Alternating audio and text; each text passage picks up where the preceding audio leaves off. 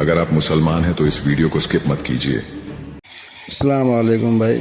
इस मस्जिद में आपकी बहुत सख्त ज़रूरत है भाई। हम आकेड़ा गांव में हैं फ़िलहाल। तो ये आप देख रहे हैं मस्जिद की तामीर हो रही है, जो अभी फ़िलहाल ये मजबूरी में बनाई हुई है। तो यहाँ पर मस्जिद मदरसा दोनों ही बन रहा है। तो इसमें बढ़ चढ़ के हिस्सा ले हुए भाई सभी। काफ़ी साहब भी हैं। आप हजरात जितना कुछ ताउन फरमा सकते हैं ज़रूर फरमाएं।